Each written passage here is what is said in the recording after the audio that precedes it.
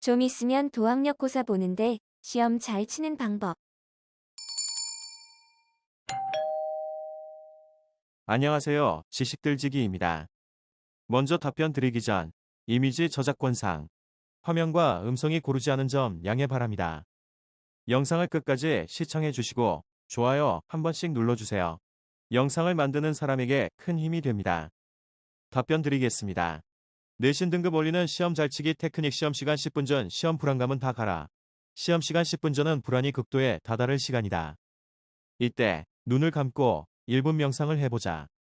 깍지 낀 손을 배꼽 아래에 대고 눈을 감은 후 천천히 복식 호흡을 한다. 복식 호흡을 모르면 배에 힘을 주고 천천히 호흡하는 것도 효과적이다. 1분간 13, 14회 정도가 적당하다. 가벼운 체조도 강추. 어깨와 심호흡을 이용한 정말로 간단한 체조이다. 어깨를 올리며 숨을 들이쉬고 반대로 숨을 내쉴 때는 어깨를 툭 떨어뜨리는 것이다. 이것을 3회 정도 반복한 후에 양손의 약지를 교대로 풀어주면 심장의 두근거림이 서서히 멈추면서 냉정함을 되찾을 수 있다. 시험지를 받는 즉시 1시험지를 메모지로 활용하라. 시험을 치를 때의 두려움 중 하나가 바로 조금 전까지 애써 외웠던 내용을 잊어버리지 않을까 하는 것이다. 그리고 실제로 많은 학생들이 너무도 어처구니 없게 잊어버리고 만다. 정말 이보다 더 우울한 일이 있을까? 물론 좋은 방법이 있다. 바로 시험지를 받는 즉시 암기하고 있는 수학 공식이나 영어 단어, 사회 용어 등을 시험지 구석에 메모하는 것. 그러면 결코 갑자기 잃어버린 공식을 찾아 헤맬 필요가 없을 것이다. 시험지를 받는 즉시 이 승부는 최초 3분에 좌우된다. 시험지의 반, 번호, 이름을 쓴 후 바로 할 것이 하나 있다. 문제를 푸는 것이 아니라 보는 것이다. 3분 정도 문제 전체의 내용을 쭉 훑어보는 것이다. 그리고 확실히 풀 수 있는 문제에는, 조금 생각할 필요가 있는 문제에는, 못 풀 문제에는 를 해두자. 그런 후 한 문제부터 풀어가는 것이다. 그 다음 당연히 와, 순이다. 이 방법을 사용하면 어려운 문제에 매달리다가 시간이 부족해서 아는 문제까지 못 푸는 슬픈 일은 미연에 방지할 수 있게 된다. 첫 시간 시험이 끝난 직후 다음 시험만 생각해야 한다. 첫 시간의 시험이 실패로 끝났을 때 그 여파로 다음 시험까지 망치는 경우는 자주 경험하고 본다. 그러나 이것은 정말로 어리석은 짓이다. 이미 지나간 일 때문에 고민한다고 달라질 것은 하나도 없다. 이럴 땐 차가운 물로 세수를 하자. 물에 의한 자극으로 머리도 상쾌해지고 기분도 새로워져서 다음 시험에 대한 의욕이 솟을 것이다. 잊을 것은 빨리 잊는 것만큼 현명한 사람은 없다. 하나 더, 괜히 친구들과 답 맞춰보다가 기분만 상하지 말고 다음 시험이나 준비하자. 첫날 시험이 끝나면 잠만큼 정신에 좋은 보약은 없다. 시험 기간에 좋은 것 중 하나가 바로 일찍 끝난다는 것. 그러나 괜한 기분 내다가 돌이킬 수 없는 후회에 늪에 빠지게 되니 반드시 긴장의 끈을 놓지 말도록 집으로 바로 돌아와서 잠을 자는 것이 최상책이다. 진한 낮잠으로 머리의 피로를 말끔히 씻고 오후에 일어나 다음날 시험 준비에 박차를 가한다. 충분한 휴식은 머리 맑게 하는 청량제 역할을 한다. 어쩔 수 없이 공부가 잘 되는 방법. 공부의 지혜, 주위 환경을 잘 이용하면 보인다.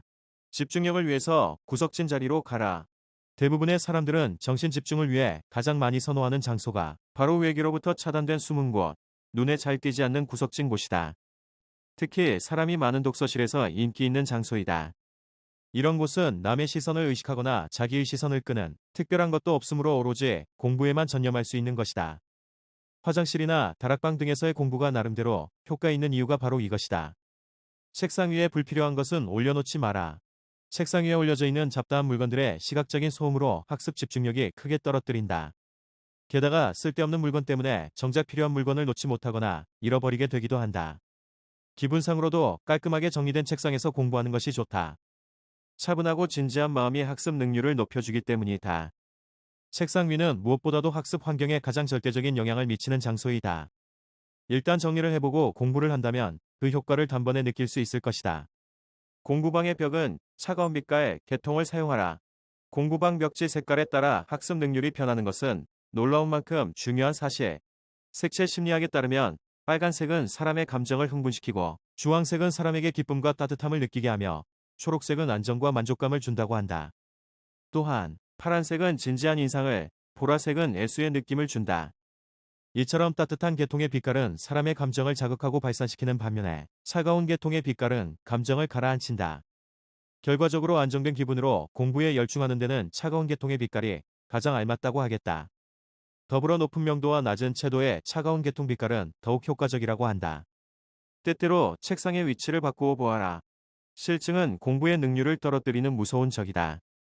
이것을 효과적으로 막기 위해서는 환경의 변화가 중요하다. 특히 책상의 위치를 바꾸면 아주 효과적인 자극이 된다. 또한 사정이 허락한다면 책상의 종류도 바꿔주는 것도 좋다. 의자에 앉는 책상과 바닥에 앉는 책상, 이 두 종류를 번갈아 가면서 사용해보자. 비록 커다란 변화가 아닐지라도 기분이 새로워져 공부에 대한 의욕이 솟아날 것이다. 눈이 자주 피곤하면 조명을 의심해 보아라. 벽지 색깔만큼 조명의 밝기도 공부에 영향을 준다. 일반적으로 어두운 조명은 피로감을 더하고 너무 밝은 조명도 기분을 안정되지 못하게 한다. 작업 능률을 연구하는 산업심리학에서는 독서와 공부에는 40에서 300룩스가 알맞은 밝기라고 한다. 또한 광원에서 오는 빛을 직접 사용하는 직접 조명보다는 천장이나 벽에 반사된 빛을 이용하는 간접 조명이 피로를 덜 준다고 한다. 조금만 공부를 해도 쉬이 눈이 피로한 사람은 그 원인이 조명에 있을 수 있으니 한 번쯤 조명을 밝기와 위치를 확인해 보라고 전문가들은 권하고 있다. 지금까지 지식들지기였습니다. 다음 영상은 더욱 호기심 많은 질문들로 업데이트될 예정입니다. 구독하시면 일상생활에서 가끔 궁금한 질문들이 함께할 것입니다. 지식과 상식 얻어가세요. 감사합니다.